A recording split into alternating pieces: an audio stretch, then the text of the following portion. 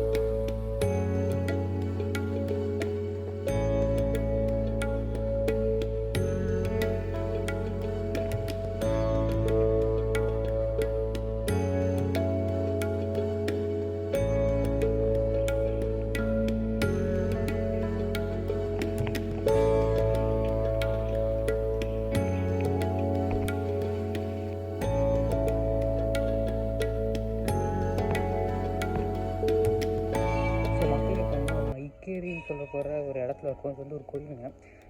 இந்த கோயில் பேர் வந்து அகோரீஸ்வரர் கோயிலுன்றாங்க. இது வந்து சாகர்னு ஒரு ஊர் இருக்குது.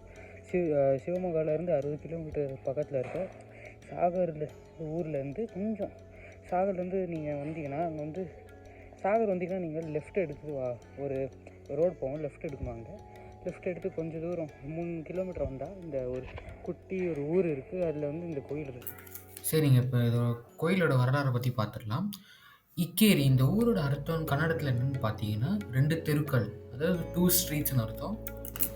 இந்த கோயிலை வந்து பார்த்தீங்கன்னா கேளடி நாயக்கர்கள் தான் கட்டினாங்க. இக்கேரி வந்து கேளடி நாயக்கர்களோட ஒரு தலைநகரமாக இருந்திருக்கு.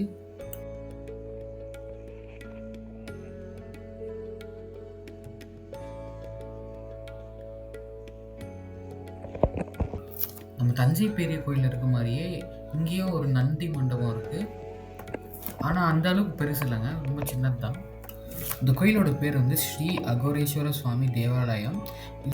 இதை வந்து நீங்கள் கூகுள் மேப்ஸில் தேடினீங்கன்னா ஏன்ஷியன்ட் ஸ்ரீ அகோரேஸ்வர சுவாமி தேவாலயம் தான் காட்டும்.